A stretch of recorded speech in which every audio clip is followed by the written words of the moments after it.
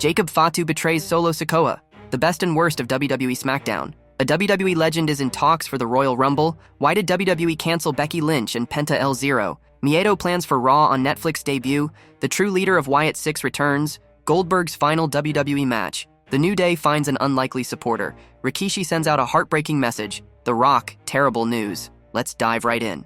The best and worst of WWE SmackDown. SmackDown's second 3-hour offering featured some planned matches, as well as a few made on the fly by GM Nick Aldis. Chelsea Green defended her title against Michin. LA Knight challenged Shinsuke Nakamura for the United States Championship. Cody Rhodes and Jimmy Uso teamed up to face Jacob Fatu and Tama Tonga after events on the show. The same happened with Bayley, Nia Jax, Bianca Belair, and Naomi, who fought in a fatal four-way to determine Tiffany Stratton's first challenger. It was good to see a plain blue ring mat after the distracting sponsor-filled apron used for Raw on Netflix. Here's the best and worst for the latest episode of SmackDown, January 10th, 2024. Number 1. Best and worst. Chelsea Green defends against Michin. It felt like the second Women's United States title match between Michin and Chelsea Green was rushed on SmackDown. The first showdown was given proper time since it determined the first ever champ. The action on SmackDown was fine, and Green pulling the tights to retain made sense for her character. Even Piper Niven played into the gimmick, wearing a sparkly black suit and sunglasses as if she were a Secret Service agent.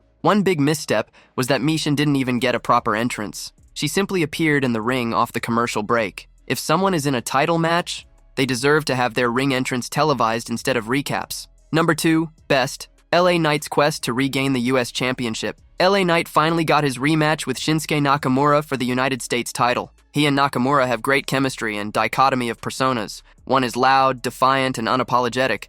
The other is quiet, calculating, and methodical. The megastar came out on a mission, and the two had some new moves and counters. Bookers almost used the exposed turnbuckle as an excuse for whoever lost on SmackDown. After Knight tossed Jacob Fatu out of the building earlier, you knew he'd cost the former champ the victory. That's exactly what happened. One small issue was that the segment became more about Cody and Jimmy instead of LA Knight. Number 3. Worst. Tiffany Stratton's first promo as WWE Women's Champion. Few women in WWE are great at giving promos. Becky Lynch, Bayley, and Alexa Bliss are among the top 3 in cutting promos. The rest of the roster either struggles or is passable on the mic. Stratton has the in-ring part of pro wrestling down, but still needs a lot of work on the stick. It's part of the downfall of WWE recruiting athletes instead of independent wrestlers over the last few years. Her first promo as champion was brief, and she said the same lines a few times. She'll obviously improve with more mic time, but top champions must be able to carry their side of a feud in prolonged promos. Number 4. Best and worst. Los Garza and Pretty Deadly face off on SmackDown.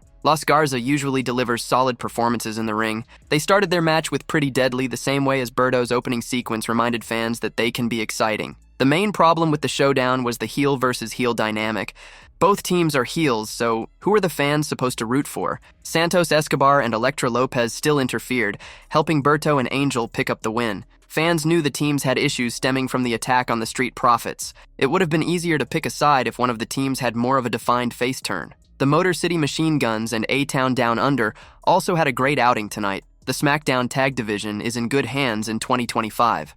Number 5. Best. Cody Rhodes proves Kevin Owens right again. Cody Rhodes and Jimmy Uso may have saved LA Knight from further damage, but it came back to bite Jimmy in the main event. By saving Knight from Jacob Fatu and Tama Tonga, Aldis booked them all in a tag team match to close SmackDown. The Bloodline was on the ropes in the closing stages of the match, but Owens walked down to the ring to distract the undisputed WWE champion. Cody immediately went after the prize fighter, abandoning Jimmy in the process. Fatu and Tonga took advantage to pick up the win. Owens also took issue with the American Nightmare, cozying up to The Rock on Raw on Netflix. The former friends ended the show fighting in the arena. Rhodes truly seems more interested in breaking bread with enemies instead of listening to his friends. Number 6. Worst. The only tribal chief. No shows SmackDown. Again, WWE chose to have Roman Reigns defeat his cousin, Solo Sikoa, in tribal combat on Raw on Netflix. He reclaimed the Ulafala necklace after an interference-filled match. To sell the importance of that act, Reigns should have appeared on SmackDown. He could have taken off the next few weeks since he already said something about January 27th. Solo Sikoa also failed to appear, but his return was advertised for next week's show. Paul Heyman announced that the tribal chief will enter the Royal Rumble. He also informed Cody Rhodes that he'd be coming for the undisputed WWE title. Even if he did his usual pre-taped promo, it would have been better than not showing up on SmackDown. Number 7. Best and worst. The same names in the title picture with a new champion. It makes sense for the women in the Fatal 4-Way to be gunning for a shot at new WWE Women's Champ Tiffany Stratton. She helped Nia Jax win the title from Bayley at SummerSlam. Tiffy also helped Jax beat Naomi twice. In the end, Bayley earned the shot by pinning Naomi. The problem is both stars already lost to Jax. While she's a former champ, Belair was put into the match mainly for being in proximity to Naomi. Bookers could have had a big return.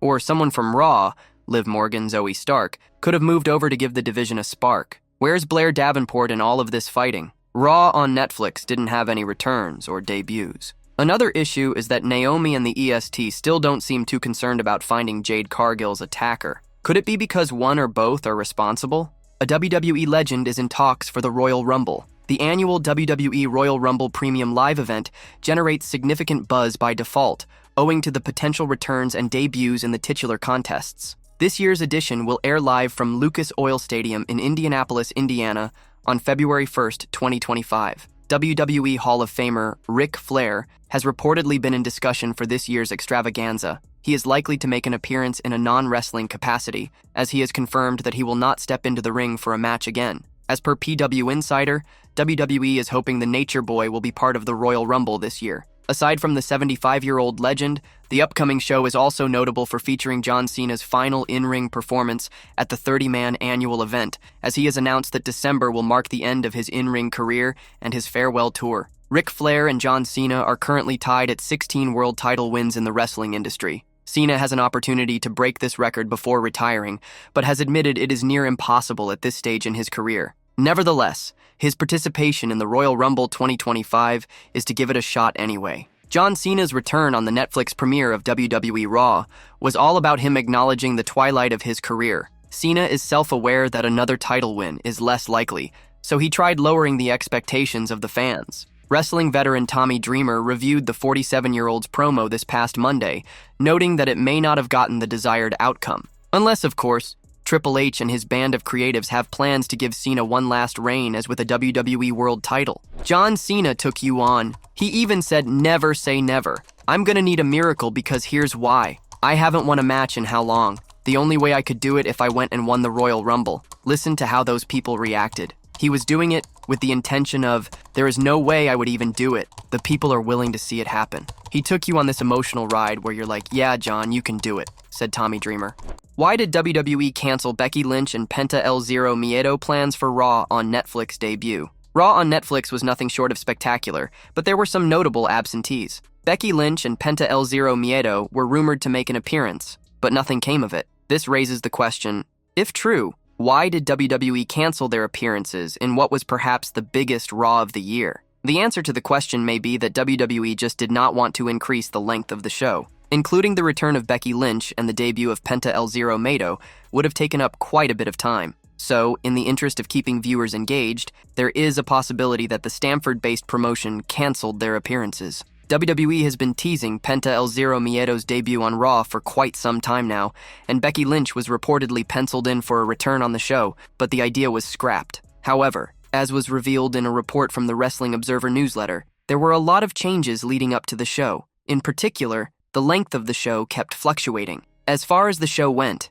it was filled with changes. During the production meeting the day before, they were going 3 hours and 20 minutes, but ended up cutting things and got it down to 3 hours and 3 minutes. However, when the show was later put up, it was edited down to 2 hours and 24 minutes, wrote Dave Meltzer. Taking this into consideration, it could probably explain why neither Lynch nor Penta was featured on the show. But at the end of the day, this is nothing more than speculation. The true leader of Wyatt Sicks returns. Wyatt Sicks have been dwindling on WWE Raw over the past few months, and the defeat to the Final Testament appears to have put them on the back foot. The fear that was once felt with their entrance music doesn't seem to hit the same way, and it's clear that the group needs a new direction. It has been rumored over the past few weeks that Malachi Black's future in AEW may be looking bleak, so he could decide to return to the same company as his wife, Zelina Vega. Black's contract status in AEW remains a mystery, which leaves him open to making the move over to WWE when it does expire if it is later in the year. Black has always had an air of supernatural about him, and even his character in NXT was close to what Wyatt Sicks is currently creating, so a return for him to unite with Wyatt Sicks could finally push them all forward. At present, It seems that there isn't a real manager of the group since Bo Dallas, also known as Uncle Howdy, hasn't really been seen working as their leader. It may be that someone like Aleister Black would be needed to look at their situation from the outside and pitch some ideas for improvement. Having worked with House of Black in AEW, he will be a perfect fit and could help them push forward on Raw or move over to SmackDown if they decide to take advantage of the transfer window and switch brands. Either way, there needs to be a shakeup for the Wyatt Sicks, and if Aleister Black is a person who is available, it would be surprising if WWE didn't reach out to him and see if he was willing to return after nearly 4 years. Goldberg's final WWE match. WWE Hall of Famer Bill Goldberg will hang up his wrestling boots this year. Ahead of the 2024 Crown Jewel, the wrestling veteran announced a return to the squared circle for his retirement match in 2025. A recent report suggests the contest could happen at WrestleMania 41 against a current champion. The 58-year-old attended WWE Bad Blood with his family. As Triple H unveiled the Crown Jewel championships for both men and women, the World Heavyweight Champion Gunther entered the ring and started mocking Bill. In response, the legend jumped over the barricade only to be stopped by security personnel. There have been rumors about a potential match between the two stars since the premium live event. In the most recent edition of the Wrestling Observer newsletter, Dave Meltzer noted that the highly anticipated contest would likely be a non-title match. It was further reported that although the wrestling promotion had not mentioned anything, the bout happening at WrestleMania 41 would make perfect sense. Former WWE manager Dutch Mantell recently explained why predicting the winner of the rumored match between Bill Goldberg and Gunther is difficult. During a recent episode of Smack Talk, the wrestling veteran pointed out that while the former WWE Universal Champion's loss would not benefit him, a win would also not provide any value to the Stamford-based company. The 75-year-old added he was completely invested in the contest, as it could go either way. Let me ask you this. Who goes over between Gunther and Goldberg? But I don't think he has anything to bolster his claim that he needs to go over. Him going over doesn't benefit WWE at all, does it? If he loses, that doesn't help him at all, and if Goldberg loses, WWE gains. But what would they do then? I don't know. I bought a ticket to it now. I don't know which way it's going to go. The interest is there, buddy, he said. Gunther's most recent televised match was at WWE Saturday Night's Main Event, where he successfully defended the World Heavyweight Championship against Damian Priest and Finn Balor in a triple threat match. It will be interesting to see if he goes one-on-one with Bill Goldberg in the latter's final wrestling match. The New Day finds an unlikely supporter. After the New Day turned on Big E and kicked him out of their group, Kofi Kingston and Xavier Woods are not welcomed in the WWE locker room. They became so despised to a point where nobody wants to be associated with them until recently. On the December 2nd, 2024 episode of Raw, the New Day celebrated their 10th anniversary as a team. Kingston and Woods were expected to break up, but they put all of their anger and frustrations on Big E. They turned on their friend, kicking him out of the stable permanently. The decision drew the ire of many fans, as well as their fellow WWE superstars. Hall of Famer and LWO leader Rey Mysterio spoke in behalf of the boys, banning the duo from entering the locker room. Despite their unpopularity among their peers, Woods and Kingston surprisingly received support from Austin Theory. The one half of A-Town Under joined the former tag team champions in a photo shoot shared on Kingston's official Instagram account. "Still them dudes," Kofi wrote. When someone like Dirty Dominic Mysterio doesn't agree on what the New Day did, it's certainly a heinous act. Even Kofi Kingston's mother was upset about their decision so much that she walked out in disgust. It will be interesting to see if the former tag team champions get more support in the comings. Maybe they could transfer to SmackDown and get a fresh start. More than a month after the New Day banished Big E from the group, the former WWE champion finally broke his silence about what happened. He was at the January 6th post-show for RAW, explaining his reaction to the betrayal by his longtime friends. "These are not the two men that I stood side by side with for the last 10 years. This version of those two I don't recognize. Clearly we've moved in different directions. I'm excited or interested to see what they do with their careers because right now it's just kind of spinning," Big E said. Rikishi sends out a heartbreaking message. WWE Hall of Famer Rikishi recently took to social media to send a heartbreaking message amid the ongoing troubles in Los Angeles. However, the legend was also happy about one major thing. It is an extremely sad time for the people living in Los Angeles, California, as many have lost their homes and loved ones during the devastating LA wildfires. Several WWE superstars have shown their support through social media, including Hall of Famer Rikishi. The real-life Bloodline member recently took to his Instagram stories to send a heartbreaking message. In his post, the Samoan Stinker wrote that he was sad for his friends who lost their homes in the LA wildfires. However, Rikishi also added that he was happy his friends were safe and that the wildfire only affected the things that could be replaced. To all my friends that have lost their homes, I'm sad but happy you have your lives. Those things can be replaced, homes, cars, etc. Pials follow evacuation warnings. Pray for La rebuild, God bless us all, he wrote. Similar to Rikishi, former WWE Women's Champion Bayley took to X, FKA Twitter, to send a message about the LA wildfires. In her post, the role model wrote that she was heartbroken to see what was happening in Southern California. The former Damage Control member also mentioned that she was looking for ways to support the people who were affected by the disaster. It's heartbreaking to see what's happening just down the road in Southern California. I'm so sorry to everyone affected. I'll be looking into ways to support and sharing soon. Stay strong, Callie, she wrote. The Rock, terrible news. If recent reports are to be believed, a huge match The Rock was rumored to have in WWE is no longer happening. Over the last few months, the final boss was expected to have a dream showdown with Cody Rhodes at this year's WrestleMania 41, though that doesn't seem to be the case anymore. The Hollywood megastar appeared on Raw's Netflix debut this week, where he let go of his final boss persona. He hugged Cody Rhodes on live TV, leaving fans confused about what plans WWE had for him as we inch closer to Mania 41. Furthermore, The Rock bestowed Roman Reigns with the Ula Fala after the latter defeated Solo Sikoa, ruling out a potential match between the cousins. On the latest edition of the Wrestling Observer newsletter, Dave Meltzer reported that WWE no longer intends for the Brahma Bull to face Cody Rhodes at WrestleMania 41. However, no reason was mentioned as to why the Stamford-based promotion scrapped the plans for the blockbuster encounter. For those unaware, The Rock had teased facing the undisputed WWE champion in the future on the post-WrestleMania 40 episode of Raw. On a recent episode of the Stevie Richards podcast, the former WWE star shared his disdain for Cody sitting in the crowd during the Final Boss's promo. Richards stated that it made little sense for a star of the American Nightmare's magnitude to be sitting among the fans during a promo segment. I was like, this looks like The Rock granting a wish to a sick kid live on Raw. I think everybody who's a full-time roster member should not ever sit in the crowd unless Cody was out there for the entire night, which also could be distracting for the matches to get into the ring to fight Kevin Owens. But they had him out there, and then they shuffled him to the back empty seats once again, as you said, to have his music hit. Why were you even in the crowd to begin with? That just looked like a setup segment. It remains to be seen if WWE still has any plans for The Rock at WrestleMania 41. Or if his acting commitments will force him to miss the show. Jacob Fatu betrays Solo Sikoa. Raw's debut episode on Netflix is now sealed in the WWE history books as one of the most thrilling episodes of the Red brand of all time. Solo Sikoa versus Roman Reigns' tribal combat match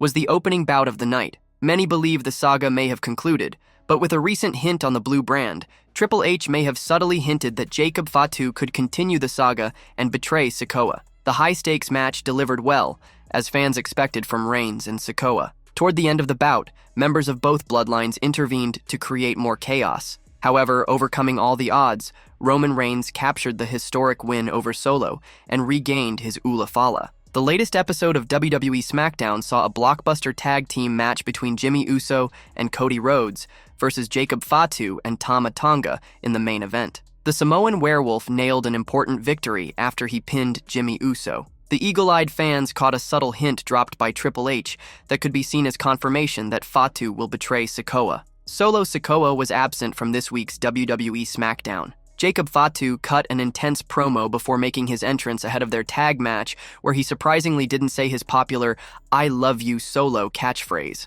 Many fans see it as a hint that Fatu could be disappointed at Sikoa for letting them down by losing the Ula Fala, and for that, could turn on him and overtake his position in the bloodline. This mirrors what Solo Sikoa did to Roman Reigns when he lost a match against Cody Rhodes at WrestleMania 40 last year. That said, the proposed angle is speculative at this point. Jacob Fatu could take over the bloodline by dethroning Solo Sikoa, as he cost them their pride and Ula Fala after losing the anticipated match against Roman Reigns. Many are considering that the bloodline ended. In an unexpected turn of events, Jacob Fatu could issue a challenge to Roman Reigns for a singles match for the possession of Ula Fala and the title of Tribal Chief. Fatu and the original Tribal Chief could lock horns at WrestleMania 41 in Las Vegas. However, the suggested angle is hypothetical for now. It remains to be seen what plans Triple H-led creatives have in store for the Bloodline saga in the coming months.